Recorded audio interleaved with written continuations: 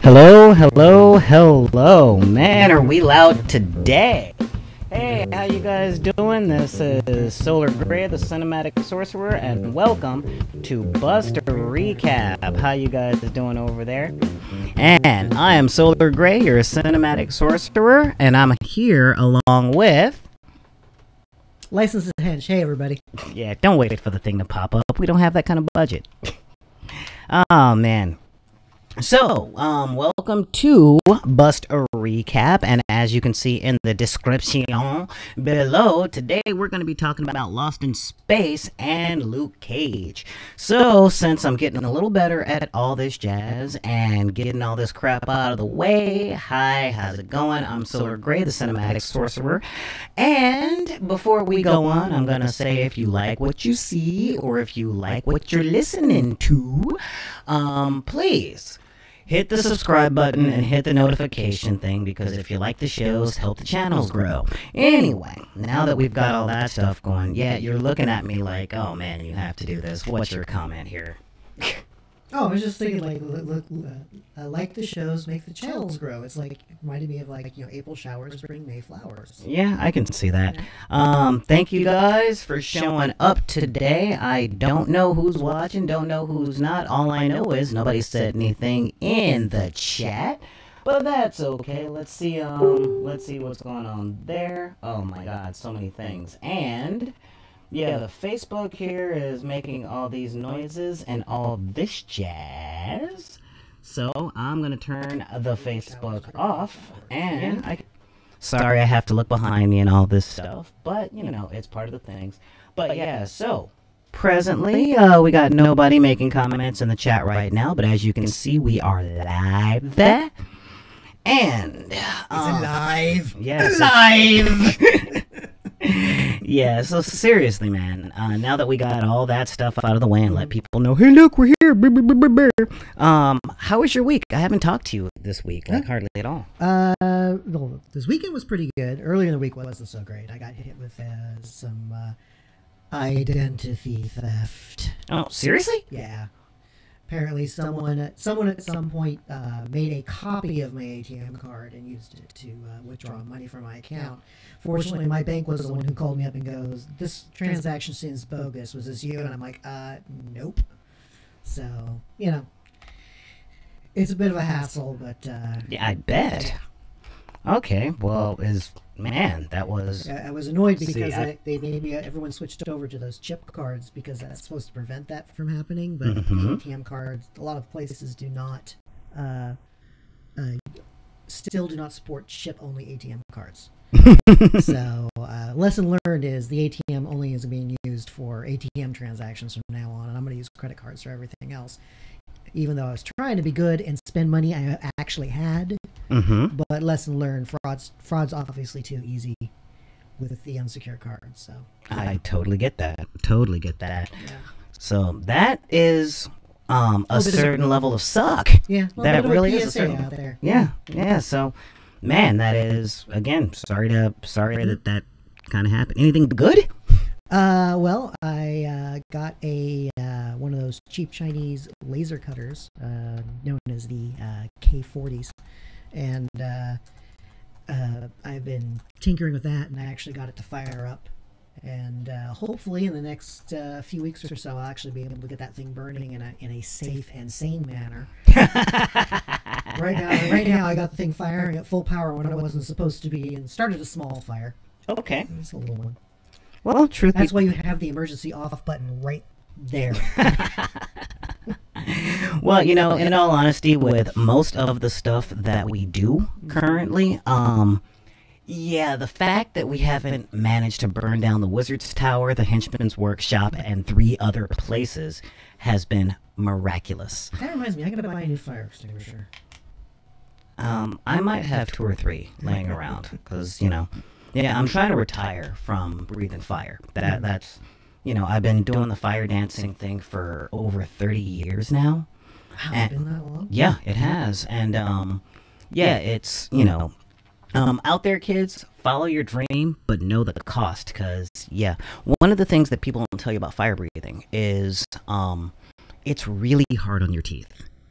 Really hard on your teeth. Like after every show, you have to brush for like 25 minutes practically. And if you don't, you start becoming what we called in the late 70s, early 80s a yuck mouth. So, yeah, that is some stuff, man. That is truly some stuff. So now that I'm finally middle-aged and I'm doing the thing, doing my thing as a middle-aged man, I'm calming the hell down and I'm just sticking to choreography and doing this and stuff that doesn't take such a toll on my body. Yeah. That's the number one thing. Sadly, though, with the economy and the way that it is, the only work I can find takes a massive toll on my body. Yeah. So, with all that, though, finally got some other stuff going. As you guys can see, if you guys only tuned in last week, no more yellow box. Look, I'm doing all this stuff. No yellow box around me. No voguing. None of that jazz. And that's definitely a happy thought for me. I worked with my. Really glad to see you were able to figure out how to get rid of that thing because that was kind of annoying and really distracting. What? Everybody likes a mime, right? Oh, I'm sorry that it's wrong magical dimension. But we're still working. Ooh, whoa, something happened there. Okay, there we go. Yeah. So, as I was just about to mention before that little moment of darkness, we're still working with the GoFundMe and as many odd jobs as I can get to get the switcher, because the switcher is a rather expensive piece. So, down there in the description, you'll find the link to the GoFundMe and all that stuff. I used to really like the first segment of the show where we just talked about us and I didn't have to do all this advertising and begging. Yeah, well, maybe one of our deckers out there might have a line on a HDMI switcher, a good one. Doesn't do the. None of our deckers are that pro, dude. No. I mean, dude, I'm advertising to elementary schools and like parks and rec programs and stuff like that. I'm trying to get them kids in as non-perverse manner as possible. But y'all know what I mean. You know what I mean. Oh, God. Foot, mouth. Yeah. Yeah. We've all been there. I don't know, but yeah, it was funny. I did end up, I went to the movies. This week. And I talked, God, I'm just having such a thing with this switcher right now. Yeah, I went to the movies this week, and I saw Incredibles 2. I talked about it with the Duggernaut on yesterday's show. And again, if you guys didn't watch it, but I will say I felt really weird, and I was glad that Paul was with me. Because last week my mom got me a new trench coat. And I'm like, yeah, I got a new trench coat. Cool, all right. And then I think halfway through the trailers, I realized I'm a grown man in a movie theater full of kids in a trench coat. It was at that moment where I decided not to stay for the after-credit stinger. I'm just kind of like, yeah, it's time for me to go. Yeah. What was it? There was a commercial years and years ago when they were first coming out with the auto. They were going to advertise the coming of the auto checkout at the grocery store. Oh yeah. And it was originally going to be done with RFID tags, so you literally just walked out of the store and it automatically rang you up. And they have a scene where the guy comes in, a big burly bear of a guy comes in a trench coat, and he's just stuffing things in his pockets. He goes to the butcher section, he's putting meat inside his trench coat, and the old woman looks at him and scans, and he looks at her like, what? And finally, he's just shoplifting like crazy, walks out the front door. The security guard is yelling at him, sir. He turns around like, you talking to me? You forgot your receipt. Oh, man. Yeah, no, I'm serious. We're not at those days yet for my super dark behind. But yeah, so again, I'm like, oh, but the coolest thing was there was a trailer for the new Transformers movie. Or the Bumblebee Solar film. Or the Bumblebee Solo film. I'm not that much of a narcissist, I promise. Well, okay. Well, I'd be interested to see that because I actually finally saw first night because it came out on Netflix. So I watched it. And amazing special effects. whole time I'm watching it. See, this is the problem with hanging out with you and Stickman. We actually talk about script writing and characterization and flow. Oh, now no, I can't watch. we talk about movies like we're grown-ups. My bad. Well, now I watch the movies, and the whole time I'm just thinking in my head, I'm like, why do I care? Where's the story? Things are happening, but why do I care that they're happening? Okay.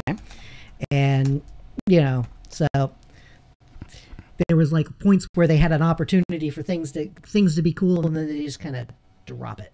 Yeah. And I was just like, the reason why I was upset was it could have been awesome. Okay. And it fell short because it had the production values, it had the visuals. When things are blowing up and most of your acting consists of run screaming while CG rocks fall on you, I don't expect a lot of dynamic range from the actor, and I'm going to be cutting a little slack. But, when you come up with the MacGuffin of, you are the only human being in the world, in the universe, who can activate the MacGuffin rod. Mm-hmm. And then you immediately have a transformer pick up and activate the MacGuffin rod and walk away with it. You're like, wait, so why is this person even in the movie? Gotcha. Because they set it all up that they are the critical, they are the linchpin for everything. Right. And then they're completely unnecessary. And then the third act of the film, you are the only one who can deactivate the MacGuffin rod. No, apparently anyone can do this thing. Well, I'm sitting in the movie theater. Mm-hmm. Okay, and we can only get front row tickets because it was Friday night, and the movie is less than a month old. So, of course, everybody. Wait, so it was still packed house? Yeah, it was still totally a packed house. Wow, okay. And, I wouldn't have expected to have that kind of numbers. I mean, opening weekend, yeah, but... Yeah, and, well, again, it's The Incredibles. It's superheroes, which are big right now, and Pixar, which is never small. Planes. True. But what we've got on that is, we've got a whole bunch of kids, a whole bunch of parents, and then the Bumblebee trailer came up, and it's cool. They made him a Volkswagen again, so that was kind of neat. And at the end of the trailer, this little kid, yeah, we're finding out there's a bit of an echo, a little bit of a high pitch. All right, cool. Yeah, so as I was saying, there is all that jazz going down, and after the trailer's over, the little kid sitting in his dad's lap directly next to me goes, "What was that?" And I was so close. I was so close to looking over at him going, you know what? I don't know, but that's the question of the day. I mean, that is the real thing. It's like the kid was, is The Incredibles coming on? The Incredibles coming on? Then that trailer came on, and it went off, and the kid was like, what was that? In a sense of, the hell was that? That wasn't The Incredibles. What the fuck is going on here? Pardon my language, but that's what I got from the kid. And then, the other thing being that to the young audience, they've never seen Bumblebee as a Volkswagen. They're like, you ruined Bumblebee. Everyone knows he's like what, a yellow Mustang thing? They turned him into a Mustang. It's like, so only like their parents are going to be like, oh yeah, like that's the way it's supposed to be. The kids are like, what's wrong with you, Dad? Yeah, I'm like, that's my Bumblebee. Yep, so I'm trying to fix up the sound right now. I will now pass on my Transformer toy to you. Yeah. We've got a little bit of an echo going on right now. With the sound coming out and all that jazz. So, okay, well, working on the board. So doing what I can on that. Let me just go down here and so many things in production. One of the joys of a live show is you can't take 5 to correct the technical difficulties, so you've got to do it on the fly. Yeah. And considering you're the entire production crew, that gets a little challenging. Yeah, don't tell nobody that. But man, Vixen rides my ass on this stuff, let me tell you. She's right there in the chat right now going, it's kind of high pitch and there's an echo, and now it's worse! It's worse! What's wrong with you? I hate you so hard. If I knew where you live. Do exactly what you've been doing, only not.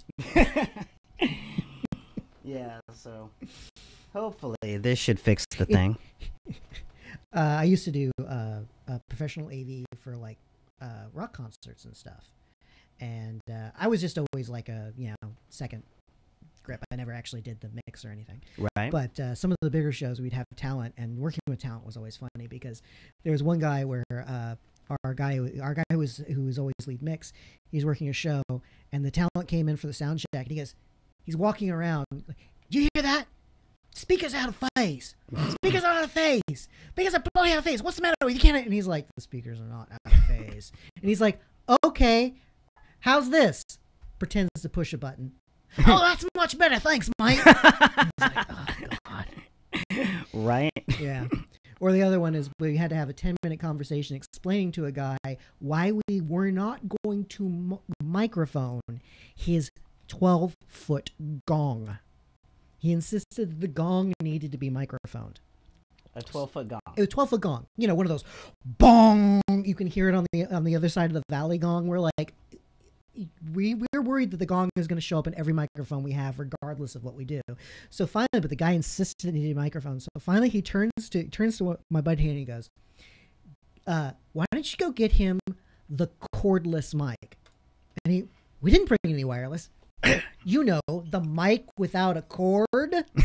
Oh, the cordless mic. In other words, shut this dude the hell up. Is what he went they're out saying. and got basically an SM57, put it in a mic stand, did not plug it into anything. Just set the microphone with a stand, no cord in front of the gong. The guy was like, "Thank you." At the end of the concert, "Oh, gong sounded great," and we're like, "Yes, it did." They probably heard it 2 blocks away. Nice. Yeah. Oh man. So yeah. So let's see. But yeah, I was talking about The Incredibles. Mm-hmm. I thought about recording a live review of everything of The Incredibles because we do movie reviews on this, and then I decided not to because I was tired. I'm lazy, and I don't think that the audience cares. Oh my God. I'm learning Jewish guilt. I've been hanging out with my girlfriend's mom too long. And by that I mean 4 minutes. I'm kidding. I wouldn't hang out with her for 4 minutes. But yeah, there's a lot of backstory there. Yeah, but I was pleasantly pleased with The Incredibles. That was I've heard good fun. things about it, and I actually do looking forward to seeing it. Yeah, it's one of the things I'm gonna say is that so many people look at these new movies, like the first movie in a franchise, and they go, "Oh my God, it blew my mind!" Like Guardians of the Galaxy and Spider-Man: Homecoming and The Incredibles 1. And one of the things that I've learned is that Deadpool, another one, where with the first movie in a new franchise, it's gonna blow people's minds because of what my mentors call festival glasses, what I like to call super hype. Just super hyped. They're so happy that the movie is coming out. They're like, yeah. I remember a friend of mine, when we were leaving BVS, were like, I'm just happy that I got to see both of them on screen. And you don't think on whether or not it was a good movie. Yeah. But that second movie in the franchise is where the filmmakers have to go, we've now introduced the characters. We've introduced the world. Now what do we do from there? Yeah, and so many times that's where they kind of they fail to bring the A game because it's a sequel, and we can just throw anything up and guaranteed on pulling in a certain revenue. I won't go that far. What I'm talking about is the difficulty in storytelling. Yeah, because by the second installment, the audience expects the same amount of awe and crazy feelings inside that they got when it first started with something that they already know.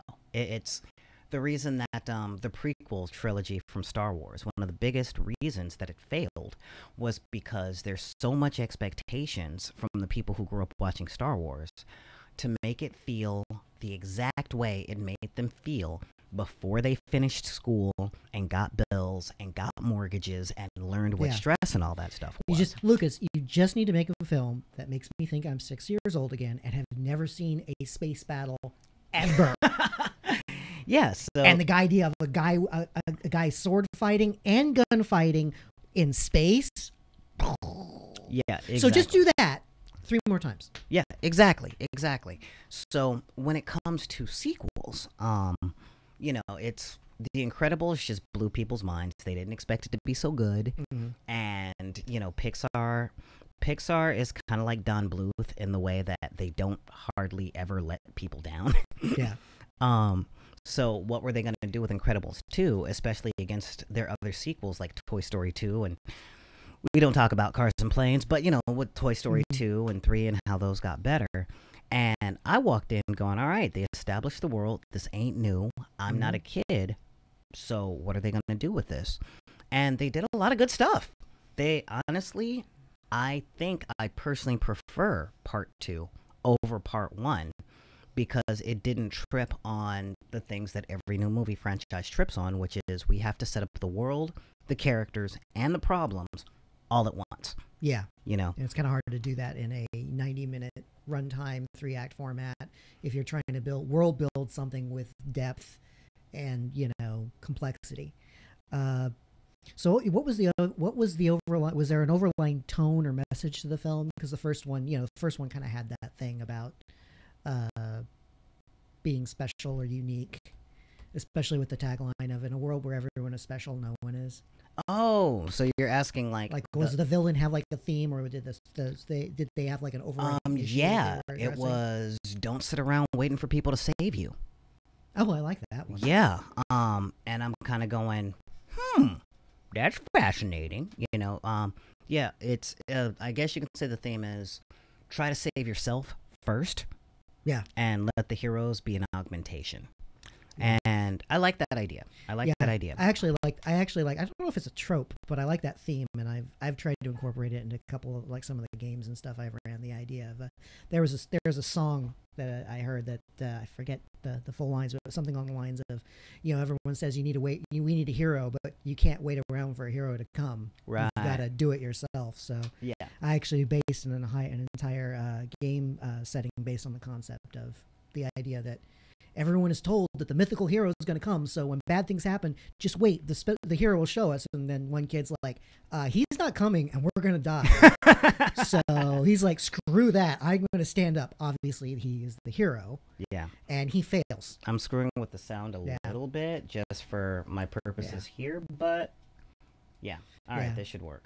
So that was the origin for it. So I had set up the scene where he's going to do the thing. He goes up against the big bad. He has that moment as the stand when the little kid is going to fight the evil and win by virtue, and he just gets killed.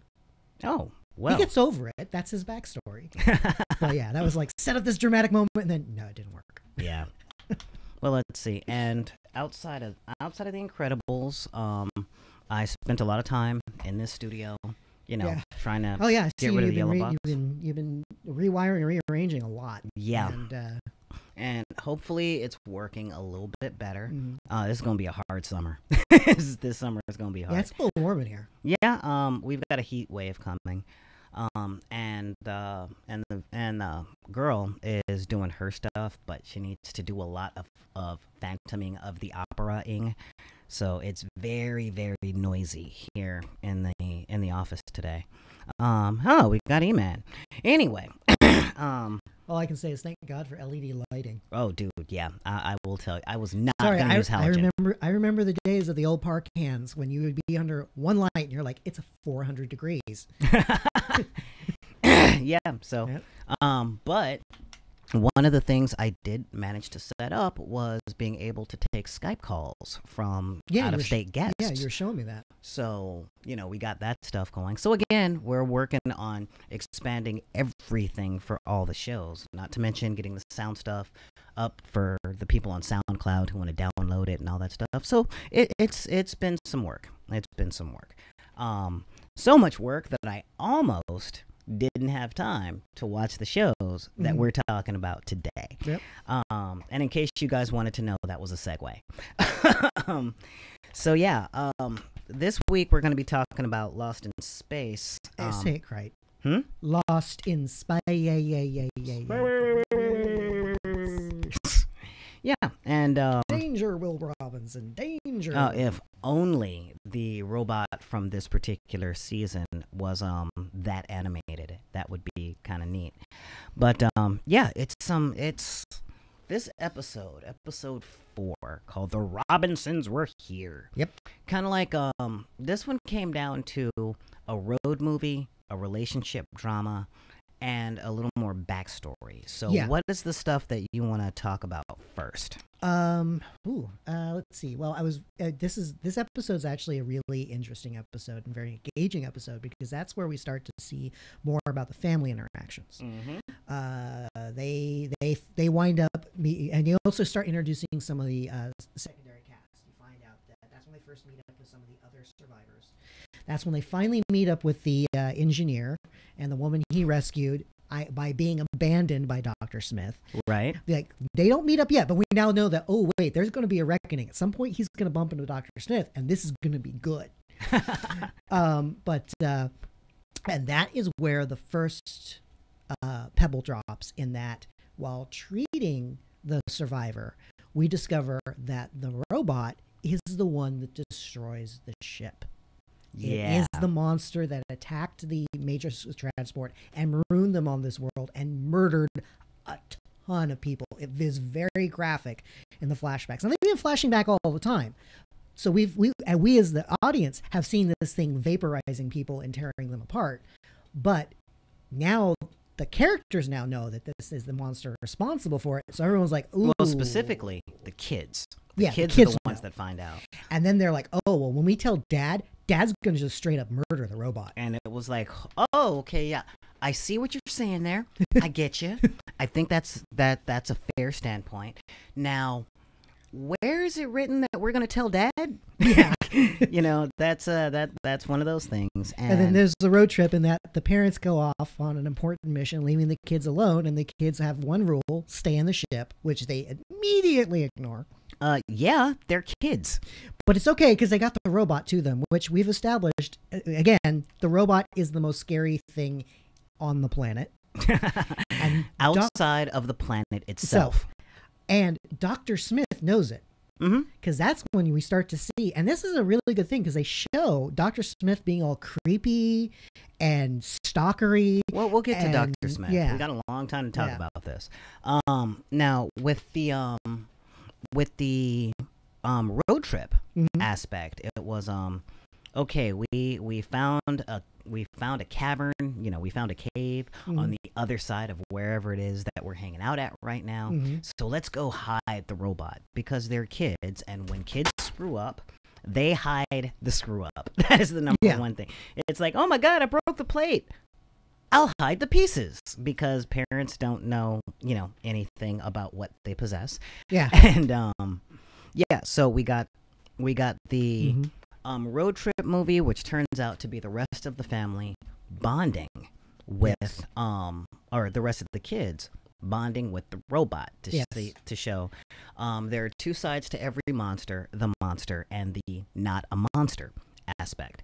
And we'll go on that a little bit longer, or we'll go on that a little bit later, because I want to talk about what pissed me off about this episode. Okay, the major thing that pissed me off about the episode was this was the first introduction of not just other survivors from the thing, but so many other survivors. Like, having the pilot was one thing, and Dr. Smith and the engineer. It's like, well, you know, you got to have Dr. Smith, you got to have the engineer. The original show had that.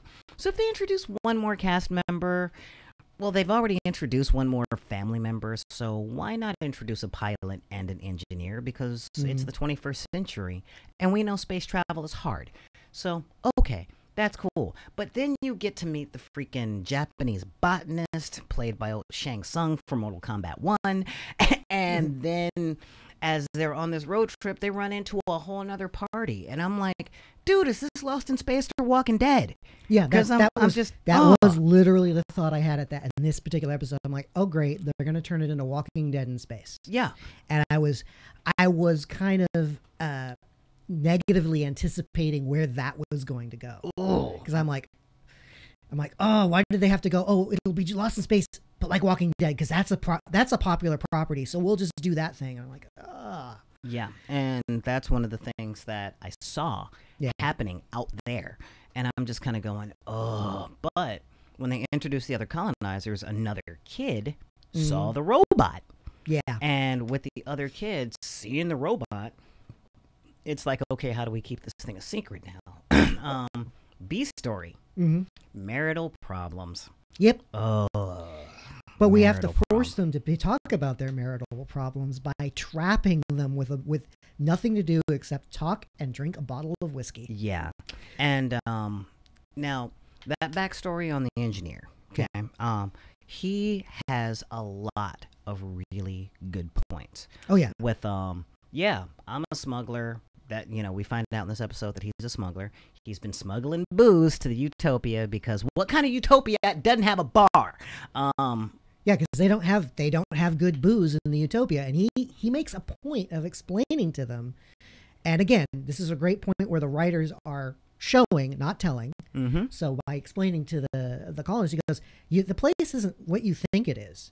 All you people who are going there, who are running away from your problems, don't realize you're bringing them all with you. Yeah, because you're you. Because this is the perfect gated community, away from all the pollution and overcrowding and crime, and they're picking qualified personnel, which we've established through flashbacks, means if you can pay the bribe, you get on the ship. Well, you also, yeah, but, he makes the point of, I do this to make money because you guys stay on this Utopia and I go home to where we still need money. And I'm like, you know, that's pretty good. And that moment where it was like, we need the Flibberty Widget scientific jingle hopper to do the thing that we need. Radio frequency amplifiers. Yeah. And when they find out that the engineer kind of dumped it to stash his load to take to the next colony, Mr. Robinson was like, you knew the thing wasn't here when we showed up. That's why you came. And his reply is, you know, to be fair, when I dumped it, I didn't know what it was. Yeah. You know, and I like that idea. I really like that, you know. Well, he even says like, because he implies, why did you make us make this trip if you knew the item wasn't here? And he's like, I didn't know what it was that you were looking for. I just knew that the stuff you're looking for was over here. Yeah. So I took you over here. And there's actually an aside that I thought was kind of important for establishing something, which is the mom makes a comment off camera. Oh, there's more spools of printer printer filament over here. That will come in handy, which is kind of a very subtle way of saying they have because it all happens off camera. We're assuming that they've stocked up on an entire colony's worth of printer filament, so they will never run out. Which means the 3D printer will be a MacGuffin for the entire series. And I was like, well, of course at least you would notice that. I was like, well, at least they established that. Yeah. But yeah, so the introduction of the other colonizers really threw me for a loop. And it's weird for me to say colonizers because of Black Panther. But yeah, I'm like looking at this and I'm like, this is not the show I wanted. This is not the thing I wanted. And we've got now before all that stuff goes, we've got long running story gag, which I don't exactly find a problem. But I knew what was coming, so I could brace myself, which is the continuous flirting between the engineer and the doctor daughter, where it's like, hey, you're 18. How you doing? Date me? No. Date me? No. Date me? No. Date me? No. I'm going to save your parents' marriage. I might date you. Cool, because I have a chicken. No. You know, that whole, the will they want me, the will they, won't they necessity that the executives always want is getting a little old. It really is. Yeah. Well, what about the younger daughter? Oh, the redhead? Right, because again, in rewatching the episode, I saw things that I kind of didn't pick up on the first time as strongly, which is they see that the 2 or 3 ships worth of people trooping through the forest, and of course they're hiding because they have the robot, but she sees the kid in the back, and she's like, oh wow, he's hot. Oh yeah. And then she's like, "Oh, he dropped something. What's that?" And then second she sees him, immediately blackmails him. Yeah. And like later on uses that as leverage against him. We're going through this episode by episode. Well, no, she uses leverage against him. Like, don't talk about the robot. Oh, and yeah. they also establish another interesting thing, which he goes, "Well, my dad's in charge. He needs to know." And she goes, "Your dad's in charge on Alpha Centauri. When you get there, you can tell him whatever you want." Yeah. But here, your dad's in charge of Jack and Poop. Exactly. Again, establishing this is a lifeboat situation. So all the rules are off. Yeah. And again, also as a subtle complaint that'll come up later in the series, also establishes that that kid's dad has all the override codes to everything that will come up. Ugh. But yeah. So yeah, we've got the whole robot disposal thing, because they're trying to do it. The robot actually shows, hey, look, I can be helpful, but I can be weaponized. Yeah, because the robot's helping them set up by using brute force. Yeah. It actually, I thought it cracked me up because it's actually a callback to, I forget if it was one of the Supermans or Clark's Smallville. I almost called it Clark's Creek. That's how we referred to the show. When he sets the fence post. Mm-hmm. I think it's Smallville. It is Smallville. He sets the fence post by just smashing him in one-handed. And the robot does the exact same thing. And again, on the second watching, I went, huh, oh yeah, I didn't catch that. Well, yeah. And then, he's shoving 14-ton rocks out of the way so they can expand the pop-outs on their Space Winnebago, which... That's why I call it the Space Winnebago, because I don't know if you've ever seen a higher-end RV, but they have these pop-outs. So when you park, so you can expand, so you have a living room or a full-size bedroom. And the spaceship does that. And that's when I was like, holy crap, Space Winnebago. Okay, yeah, fair enough. So yeah, we've got all that stuff. Now, there are a couple of major plot points that happen, like overall plot point. Plot point number one, they're doing everything they can to get in touch with the space station because they don't know what happened, but they're like, crap, we gotta call home. Well, yeah, because they need to be rescued too. Yeah, I mean, that's a huge thing. And that is when the mom, who's been rather unreasonable for the past few episodes, takes a look and sees that the space station satellite is not only broken, but it's on the planet's surface, which means they can't hear you. Yeah. The space station lost their cell phone. Yeah, because she's enraged. She's upset. She's exasperated because the whole reason for them making the trip is pointless because the guy threw the stuff out to make room for his booze. And she's like, what am I going to do next? And then she looks and she's like, oh, I know why they aren't answering our hails. And they never will. And they cut back to, the giant radio receiver dish crashing on the planet. The spaceship has no antenna, which, again, kind of dicks because the guys up in space know they don't have an antenna because they can, look out the window and see that it's not there. Realize there's no way they're going to be able to receive the broadcast. And they could just say, because they're broadcasting every 12 hours, the same message. By the way, we can't receive your transmissions. Send up a flare. Yeah. That's all they would have had to do. But apparently they thought, not mentioning that we don't have an antenna was not important information. Wow. I didn't think about that because I was too busy laughing at it. But that moment in the show where she was like, I don't have any other plans. I don't know what we're stuck. We're officially stuck. This is home. This is now the new normal. And the husband being I'm not a genius. I'm a soldier.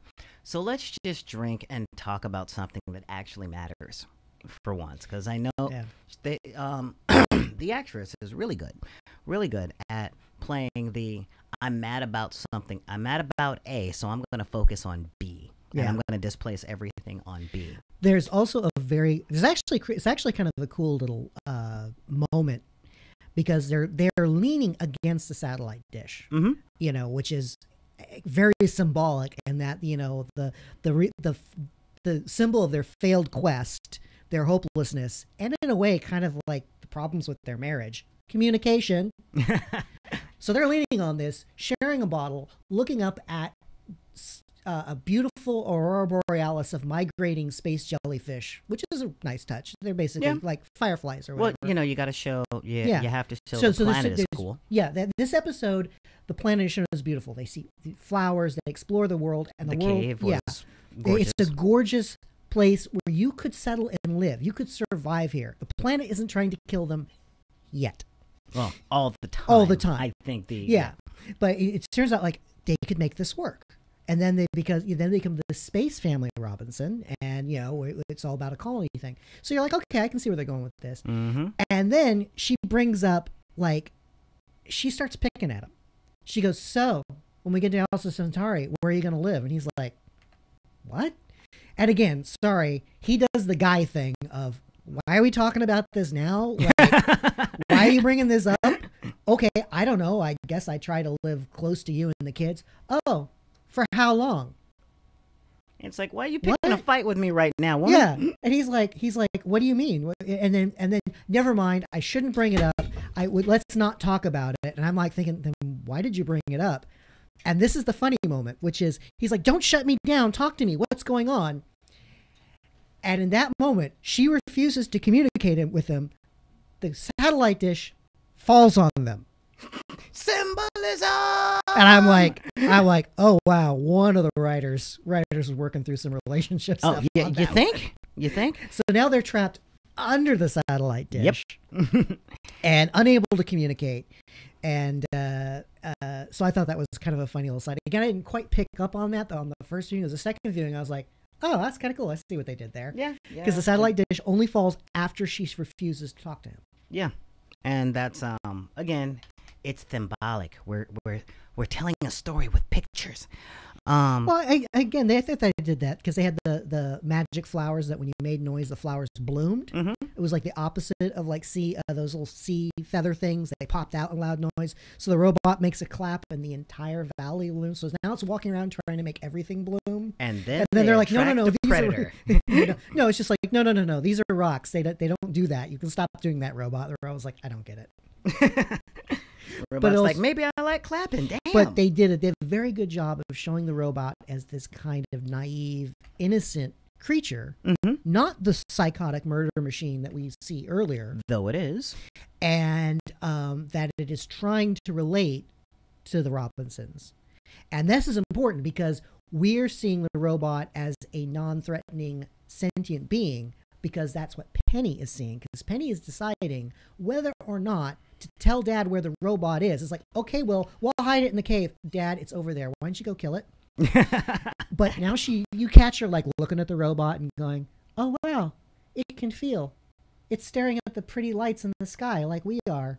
Mm-hmm. And then we also have the vessel of Dr. Smith because he's got that weird television face with the lights on it. Yeah. And he's like, well, he can't talk or we can't understand him. And she makes a comment saying, you see those lights on his face? I think those mean something. I think he's talking very loudly. We just have to learn how to listen. Exactly. And that, by the way, again, Dr. Smith, that wasn't for Will. That was for the robot. She's telling the robot, like, I know you're in there. And and you and I? Yeah. This is when Dr. Smith goes from being a scared reactionary character who is just running from, oh God, I'm trying not to die. I'm lying so these people won't kill me, to the villain that needs to die. No, she hasn't hit that point. Now she's getting creepy because there's a scene. Well, we're getting there. But really, Dr. Smith needs to die. I'm glad you brought up Dr. Smith because that is the second major plot point. That was brought up, which was Dr. Smith, the gun, and a little boy's bed. Yeah. Because for some reason, we don't know how, but there is a how, that gun got printed. But the gun can't be printed without a password override from either the ship's chief engineer, the mom, or the colony supervisor, that random guy that we were introduced to as the kid's father. Or maybe some sort of hacker or something. Oh, yeah. If only there was like a robot or something that could do it, or maybe a con artist on the thing that could do it. But either way, Dr. Smith found her hands on the gun Mm-hmm. and put it in, admittedly, the last place anybody would look. And you see that they're building this sort of weird camaraderie relationship type thing between Will and Dr. Smith. Yeah. And this is where it starts, which is very much an homage, a flashback to the 1950s show. And the thing is, though, I know that's what they were reaching for, but maybe it's because I'm just too adult and too cynical. But everything Parker Posey does on this show is just creepy, suspicious. I think the millennials out there would call it sketchy. Like, Yeah. oh, she's eating soup. That's sketchy. Oh, she's Everything walking... she does is sketchy. Yeah. Because she starts out as an attempt to being a sympathetic character. Mm-hmm. She's like the disenfranchised daughter trying to make good, the screw up who's like jealous of her perfect sister, trying to like be good, and then she just makes bad decision after bad decision, and you're like, okay, well, she's in denial that she's doing this to herself, and then this is the episode where she starts getting creepy. Yeah. Because there's a scene where she's watching the robot shove this 14-ton rock, and Will and the robot are shoving rocks and doing heavy menial labor. And they're kind of doing a montage. And she is lying in this Catwoman pose on the ramp, watching them in this bizarre kind of femme fatale thing, like looking at him like, snacky. And I'm like, yeah, and that is creepy. Yeah, and make no mistake, there was a time where I wanted to see Parker Posey doing all those things. It's just with this role, that makeup job, and that amount of just plain evil. It comes trying off to sex it up. It's like high school sex. Yeah. The sex that I could get, I didn't want, and the sex that I wanted, I couldn't get. Yeah, but it was a very odd pose for her because she's never really used the vamp. She's always played either the victim or the authority card, but she's never played the vamp card. So it's an odd tone. And then when they look over at her, she pops up and stops doing it and becomes like the enthusiastic mom and runs over and it's like, hey, you guys are doing great. And again, she's trying to be like a kind of a parental figure. And I'm like, I think maybe they just did that just to make her be extra creepy, and it worked because it was like, I don't know whether you're looking at the 10-year-old boy or the tractor, but either way, that was not an appropriate body language. But that is when she's figured out that the robot is the most powerful thing on the planet, and she wants the robot working for her, and she even tells the robot this, that when I go back to the big ship, keep in mind, her only interaction with the captain was when he told her, there is no law, there is no jail, I can do anything I want with you and no one will fault me, implying that he's just going to vent her out of airlock rather than deal with her, and she believes him. Yeah. And so she was like looking for a weapon type thing. And her comment is like, you aren't going to hurt me, you aren't going to hurt anyone, because Will's told you not to. And if we're going to go back to the main ship, I need you with all your options on the table, because she knows the only way she is not going to wind up either dead or in chains for the rest of her life is if she has the biggest gun, i.e. the robot, standing behind her going, And kind of like Dave Bautista, the new Jodie Foster flick. And this is, again, weird rewatching the show. You realize everything that happens from this point, every horrible turn of event, she is engineered on purpose as part of her plan to get the robot on her side. Yeah. But again, this is for the people that haven't watched the show once. So let's let's not give them too much. Now, of course, that's quick. Reason being, her actions seem kind of random and bizarre and stupid, but then you realize, it takes her from being crazy to just evil. Evil is good, but but of course, since this is a TV show and it's part of a season and all that stuff, they have to wrap up the episode. Yeah. So people get out of their dangers. The robot ends up being where it is. People don't get in trouble yet because this is only episode 4, and there's 10 episodes Yeah. in the season. Because Penny accepts the robot as a human being. They actually do this very poignant scene where they write the Robinsons are here, and the kids put their hands on the wall, and the robot waits till they're asleep, and it puts its handprint on the wall. Penny sees this, and that's when Penny realizes the robot is a sentient creature, and it wants to be part of their family. Mm-hmm. And that's when she accepts it as part of their family. And that's also when Dr. Smith realizes that the robot is a sentient creature that just wants to belong. She tells it this to its face, and she realizes she can manipulate and control the robot by playing on its Insecurity. Insecurity. Yeah. So again, she tells it that to its face. yeah, and so yeah, all in all, it's definitely worth checking out. We may have told you everything, but we're not the ones acting it out, and we're not in charge of all the cinematography and stuff. So there you go. But moving on, because we only have a limited amount of time per show. To Luke Cage season 2, episode 2, and this one is interesting. As I said last week, Luke Cage's episode 1, directed by Michelle Yeoh. Okay. Terrible. It was hard to watch. So who directed this episode? Not Michelle Yeoh. And this one was a little more, not quite meanwhile on Luke Cage, but it very much establishes that this is post Defenders. Okay. And Luke is a little different because in the first episode, they established there's this preacher that just ain't having the whole Luke Cage thing. He ain't having it. And this episode, it's revealed that the preacher is Luke's dad. Oh. Yeah. That. And over the course of this season, in the first episode, we saw Luke Cage is a little bit like, yeah, I saved the world. What's up? I saved the world. What y'all want? What y'all want? You know I'm Luke Cage, right? I mean, even in the first episode, some people shot at him, and he's like, really? And the dude's holding the gun. It's like, man, we got to at least let our bosses know we tried, you know? And he heals from the Judas bullet, and it turns out those things don't work anymore. But we get introduced to bad guy number 4, Cockroach. And we get to see Bushmaster's consequences for being shot, which was kind of cool, very visceral. Luke is getting angrier and angrier because he got some daddy issues.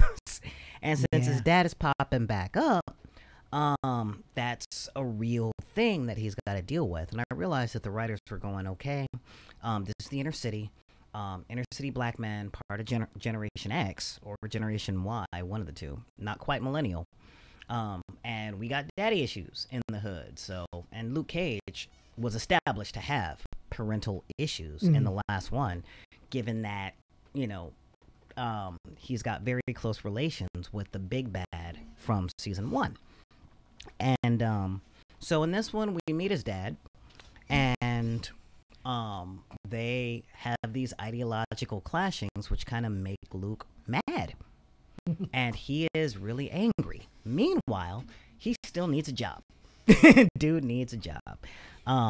So they had what I call the sports cameo, which is cameo from like a few professional athletes. And it's a decent exposition as to what are Luke Cage's powers. Okay. So they give him like a community thing happens, the press is there, he's on one of the local football fields, and they run him through the football field cross training thing, and they're like, here Luke, it's a tire, you know, one of the CrossFit tires, and he, like, you know, rolls it over with one hand, doesn't even sweat, picks it up, throws it across the football field, does like a 24-foot long jump. And that's when the sports endorsements start coming. Like, hey, I'm from Nike. How you doing? Blah, blah, blah. But Luke is getting a little more angry about the stuff going on in Harlem. The fact that he can't, like, stop the... He managed to stop the heroin that was on the street that had his name on it. Yeah. Because heroin dealers, you know, going, yeah, I got that Luke Cage. This is the new heroin. It's called Luke Cage. It's like, couldn't you use Blue Sky? That was callback joke. But yeah, so he got his name off the heroin, but he hasn't gotten the heroin off the streets. Okay, that's a thing.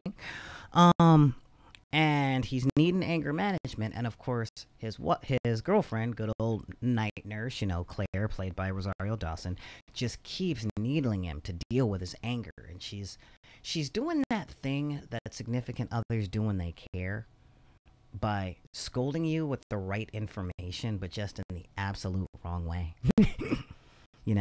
And I'm saying significant others because men do it to women, women do it to men. We need to learn how to communicate better. Otherwise, the radio dish will fall on you. Yeah, exactly. And then, robots and stuff. And then we check in on Misty Knight. And Misty Knight is finally back at work. Okay, she's finally back at work. She's riding the pine, which means she's got a desk job, which makes sense because she doesn't have an arm. She lost her arm in the Defenders. Mm-hmm. So the rest of the force is kind of looking at her like, I don't know how to do about you because we don't know how to not be ableist. And we're New York cops, which is a very politically correct way of saying, not exactly nice people. I'm not going to say human garbage because police are important and they play a very important role. But the police in Marvel's universe is pretty much hot human garbage. Just the ones in the Marvel universe, not the ones in real life. Yeah. And everybody's looking at her weird, and she's having a hard time, coping. So they really do touch on a new handicap thing. That was a really good one. And then we look in on Mariah, who got an inside tip from her guy about some stock. And all she needs is like $20 million to buy this stock, and then her family is completely out of crime. That's it. One more crime, which is insider trading, to get $20 million to buy a whole bunch of stock in this plastics company. So, I don't know. How do you feel about that? About the insider trading thing? Yeah, insider trading versus drug dealing. She's doing legitimate crime. Yeah, exactly. She's doing the white collar crime. What happens? You sell $10 of Luke Cage on the street. You go to prison for 50 years. You steal $50 million. You illegally invest $50 million. They give you a bonus. Yeah, exactly. And if you do jail time, it's at a place with a tennis court and a spa. Yeah. So, and Shades is now her man. Shades from season 1, and he's like, look. We don't have to get in bed with all these other criminals. Just sell the Basquiat painting that you got. Sell the Basquiat. Give me the club. We'll have the money to do the insider trading. You'll be out. I'll be in charge of the crime, not connected to you on paper in any way, and we're good.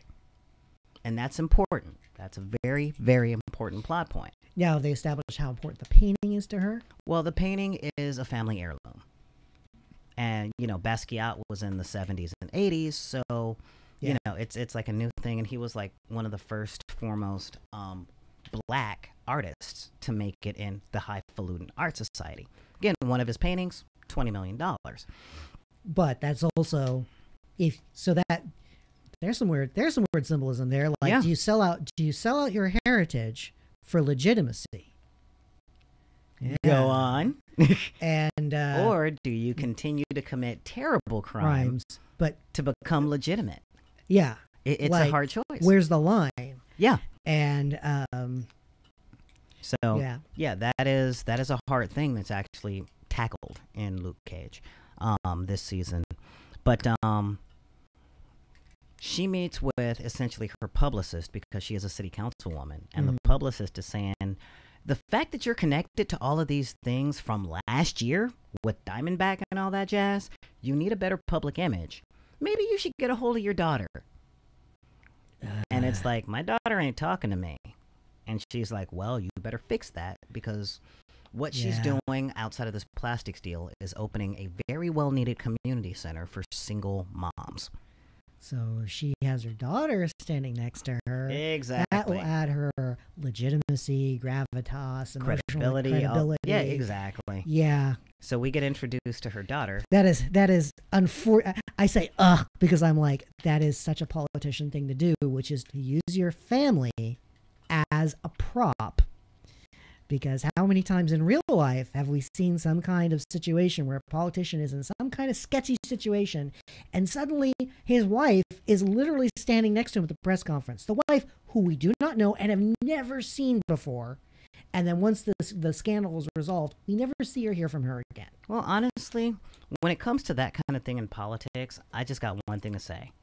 Personally, I don't care. Do you? But as I'm going on, so it's like get the money, do the thing. We get introduced to her daughter. Mm-hmm. This is a character from the comic book, Tilda. And, Tilda Dillard is played by a gorgeous actress who I didn't look up before this show because I do that much preparation. And then we meet Cockroach, who is one of the essentially Mariah goes to 3 investors: Cockroach, the head of the Jamaican crime families, and the head of the Latino crime family whose business front is a furniture store. Okay, so that's important because this sets up like the Godfather 3 thing of who needs to be taken out at what time. Mm-hmm. And Shades is like her guy, but he's also her number one guy, But the whole time he's saying, just sell the damn painting. Let's not.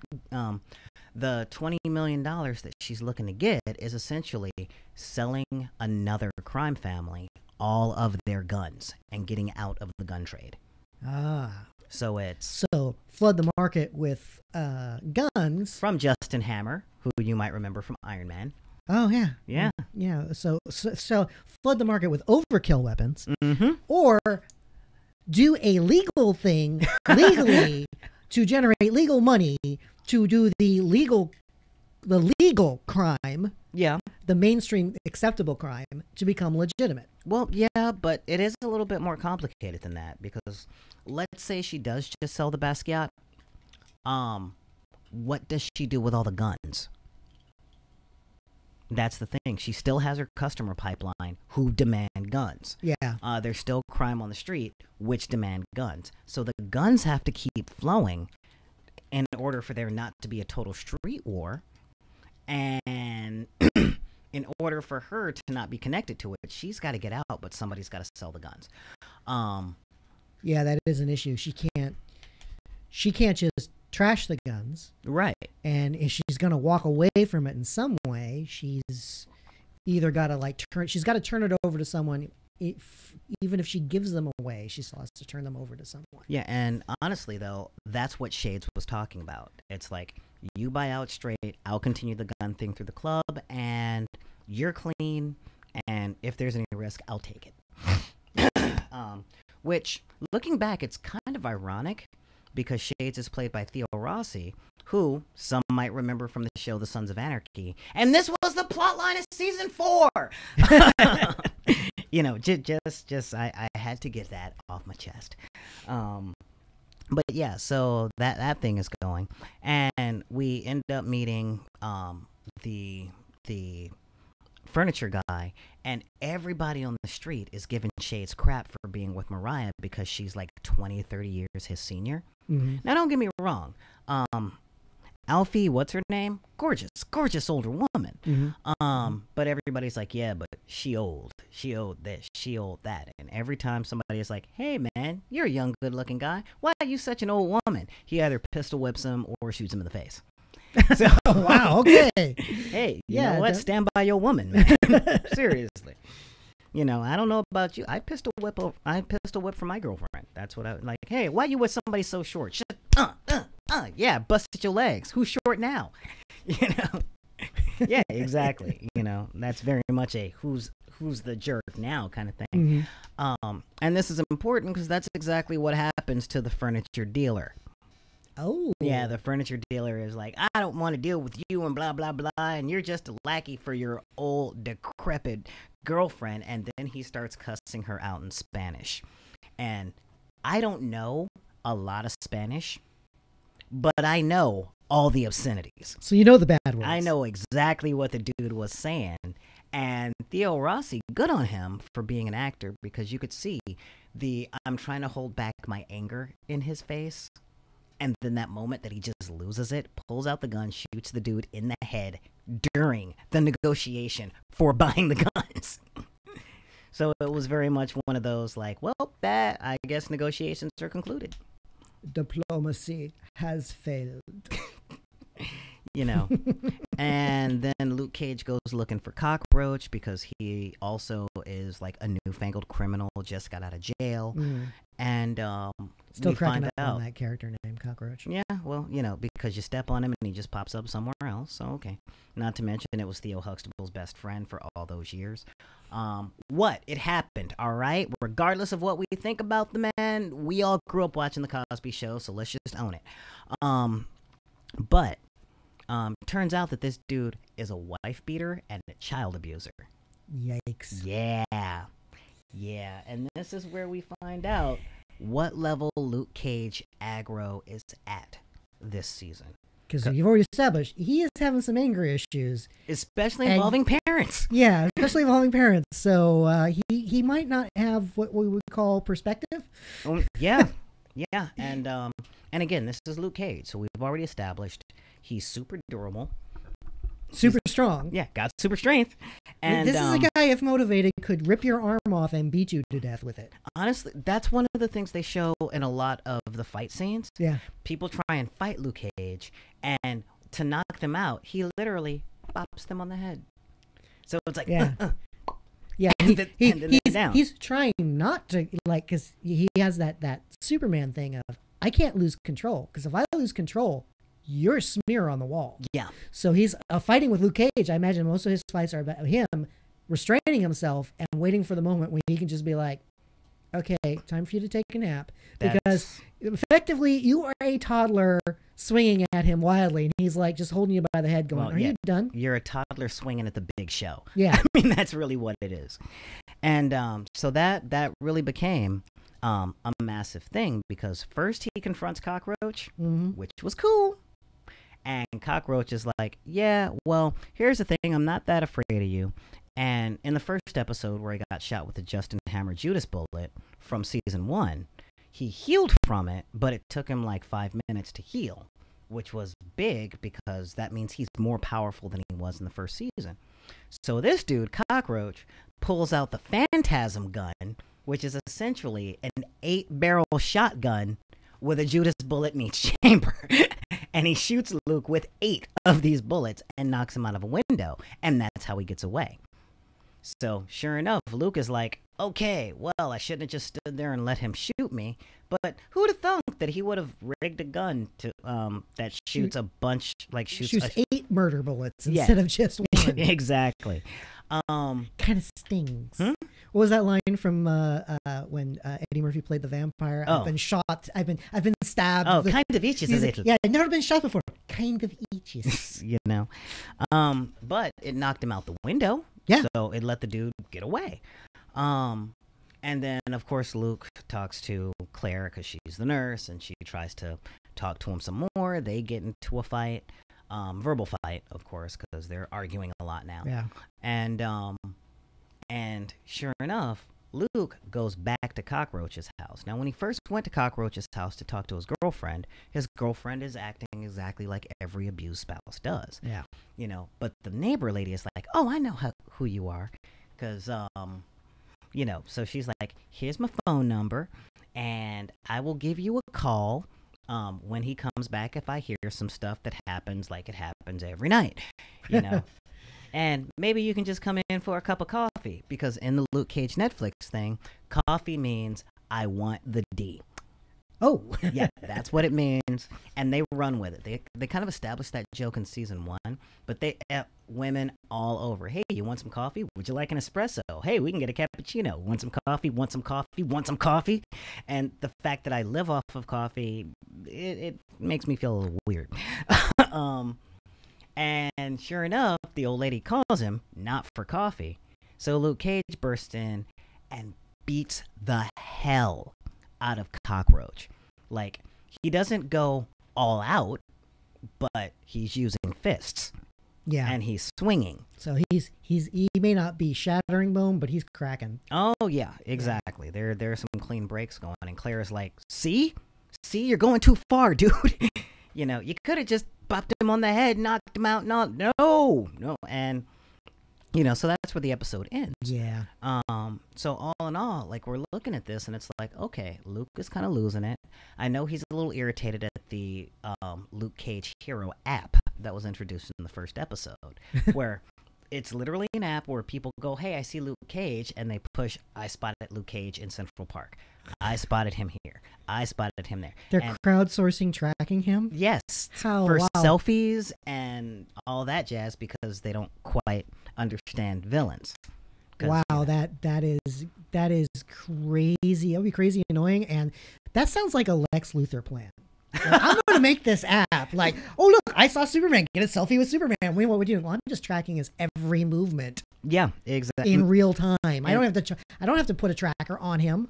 I've got the entire population tracking Luke Cage. That sounds like a villain plan to me. Yeah, pretty much. And I didn't say in season 1, but like, they kind of introduced the app in conversation. Then like a dorky looking white guy walks in to the barber shop, going, I'm here in Pop's barber shop waiting for Luke Cage to walk through. Oh my God, I'm here. Just like an Instagram post. And I'm just like, okay. Yeah, well, they're tapping into the modern era and how people would really react if, you know, you had a celebrity who just, you know, lived in the neighborhood and did stuff. Yeah, a super celebrity. Because they make it very clear that it is in the Marvel Cinematic Universe. Yeah, because you're not gonna see Iron Man that way. One, he flies, and two, he doesn't mingle with the everyday people. No, he mingles with the rich people. Yeah, and like some of the other ones, like you're definitely gonna see the green guy. You mean the Hulk? No, the green guy, and the blonde guy maybe, but you'd unless he's wearing his like outfit, you'd be like, are you the blonde guy? No, I'm not him. Yes, I'm him.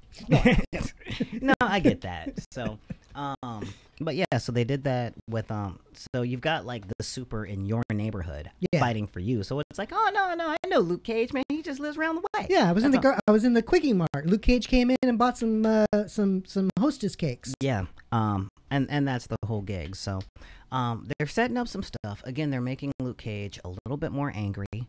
I'm glad, because that's a very human reaction. He is dealing with some high pressure stuff, and you know, it makes him more human and more accessible. Again, you don't have the Superman problem, but he doesn't have the Kryptonian will, you know, the inability to lose. I'm like, any normal person, like, I just have to like not lose my crap.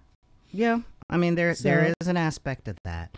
I'm concerned because in season 1, it was ex-con Black Man, ex-con Bulletproof Black Man. This season, it's now angry Bulletproof Black Man. So I'm wondering what other trope they're going to be using. And again, I'm afraid that a lot of Americans will take the surface of that and go, see, I told you, that's what they're like. But, you know, that's talking about the politics of Luke Cage. Now, what I would love to see come out of that is for him to find a way to channel his anger. And like, my thing immediately popped up in my mind is like, oh, look, you're demolishing this building over here. Tell you what, I'll do it for you. Clear the site. And then he just goes in and just beats the building down. I can't remember. Did you watch The Punisher? No, I haven't. Okay, because see, The Punisher does that. Like, his major thing is sledgehammer and wall on the construction site that he's working at. Yes, that's probabtive where I got that image from. I remember you mentioning that. Yeah. But yeah, that cathartic kind of like legitimate, but it's constructive destruction. Yeah, exactly. Or that scene from Supergirl where she uses a hanging car as a punching bag. Yeah. So that's one of those things. Now, when we check out Bushmaster, we see him go into he's hanging out in the Jamaican part of town. If you live in New York, let me know what it's called, because I'm LA, so ours is Culver City. But and that's mainly Brazilians, not Jamaican. But he goes to like the Brazilian restaurant, talks with his uncle, and that's where we're introduced to Tilda, because she's an herbologist. and she does like a whole bunch of holistic stuff. So essentially, magic potions, and Bushmaster works on a magic potion.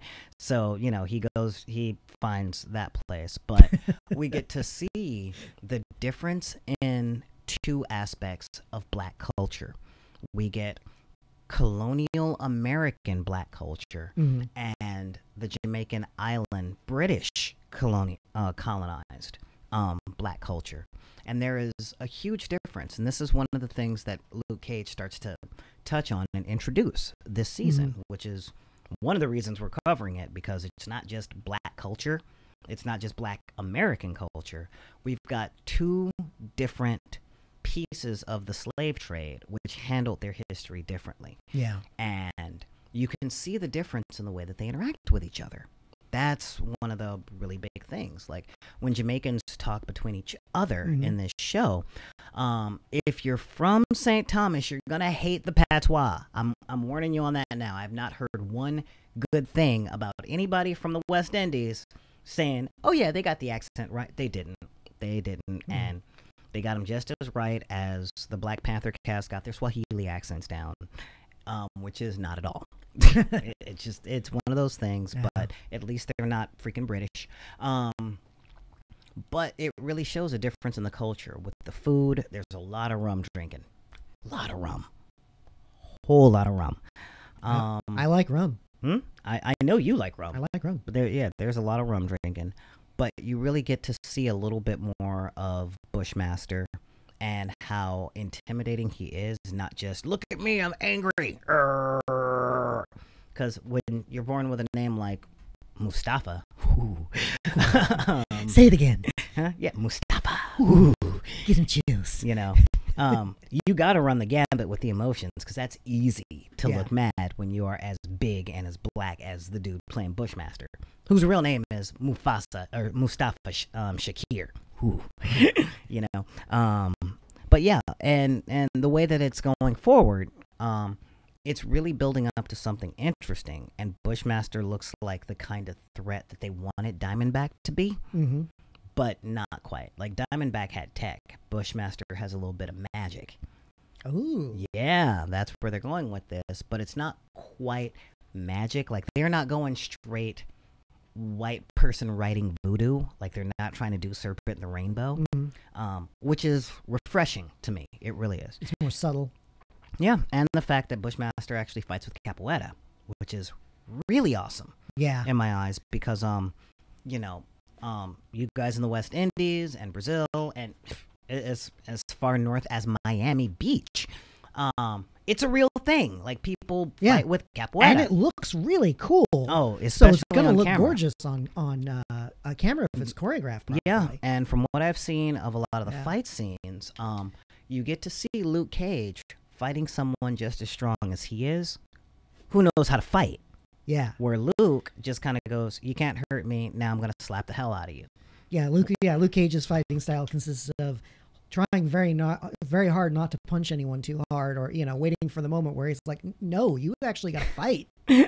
Yeah. So yeah, I'm liking this stuff. Yeah, that's liking it pretty well. Yeah, when you have someone with a similar power level, or at least the same class as you have to. It's kind of that. Princess Bride moment. I figured out why I'm having such trouble fighting you. I'm used to fighting groups. Yeah. Like, really? Oh no, completely different moves when you're fighting groups as opposed to fighting just one person. Yeah. And so yeah, all in all, Luke Cage was pretty cool. Luke Cage episode 2 way better than episode 1. Way better than episode 1. Episode 3, I'm looking forward to really watching with my wizard's eye, because the number one thing about acting, ladies and gentlemen, it's not just pretending to be somebody, but it's really controlling your facial expressions. That is the number one thing. Can you convey emotion through the muscles in your face meats? And I gotta say, the cast of Luke Cage, except for Misty Knight, is fantastic at it. It really is. I hear up the grapevine there's a cameo of the Daughters of the Dragon, which is the Colleen Wing, Misty Knight kind of girl party type thing. And I say girl party, but Later on in the comic books, when they become the heroes for hire, it becomes like 7 of them, you know, and the Daughters of the Dragon are Colleen Wing, Silver Sable, and Misty Knight, which is awesome, since 2 of them have been introduced in the Marvel Cinematic Universe. Oh. You know, Colleen Wing from Iron Fist. Yeah, we know it was garbage, but she was awesome. And Misty Knight from Luke Cage Season 1 and The Defenders. The actress that plays Misty Knight, really beautiful, but I wish she would be directed differently. Yeah. I don't like the way that she does her lines, but... Do you think that's the actress or the direction? That's hard. Yeah. Because if it's the actress... if it's the actress, then she needs better direction. But at the end of the day, the director gets most of the blame because it's their job to say, okay, we'll go with that one. Yeah. Like, that one was good enough. Yeah. You know? And so you don't know if she's not taking the direction well and the director is just not willing to make that fight, or if they are not bringing the A game and giving them what they need to know. And the writers, don't forget the writers, because the writers giving crappy lines to a moderately decent actor with kind of poor direction, and the again, tower upon tower upon tower. But guess what? We're pretty much out of time for this week. Already? Yeah. Yeah, doing the live cast always catches me off guard because we record longer when we were doing it for recording. Well, we were also taking a break every half hour. Yeah. You know, so... But yeah, so honestly, guys, thank you guys for showing up out there in the chat. Thank all of you guys who have this on in the background and aren't really interacting, just kind of listening. Yeah. And for you guys that are watching this after the live broadcast, that's cool. Join us on Deckers on the Book, because I announce every day that we're going to live cast when, and I give the link and all that jazz. But how can they get a hold of you out there, Mr. Henchman? henchman1.bidp@gmail.com. That's henchman, the number 1.bidp@gmail.com. Awesome. And again, every Monday, we are here every Monday, round 4-ish. Right now we're talking about these 2 shows because it's a new season and all that jazz. But, you know, if you like our summations, what we talk about, what we think about, feel free to join the conversation. I'm looking at you guys there in the chat. And if you don't have time to join the conversation as we go, well, that's perfectly fine. That is absolutely perfectly okay, because you can always send us an email, but leave comments on the YouTube and the SoundCloud, because every week we will start to choose, probably by 4th of July, we will start to choose one random person to get a keychain, and that puts them in the drawing for better prizes all the way down for the month, 3 months, 6 months, and then the year prize, because, hey, we like the stuff. And the ways that you can help make sure that you qualify is to send comments on all the shows and bring friends and have them leave comments and all that jazz that we do when we're trying to win the McDonald's Monopoly thing. You know what I'm talking about. But if you guys have anything, any questions or comments, then feel free to get a hold of us at backinthedeck@gmail.com. You can also, if you're watching us on YouTube, I appreciate that you are watching us on YouTube. And, you know, these files are just being a pain in my buttocks, but we're getting there. We appreciate that you're watching us on YouTube, so let your friends know to look us up on YouTube/BidP. That is BID space P, and that's our YouTube channel.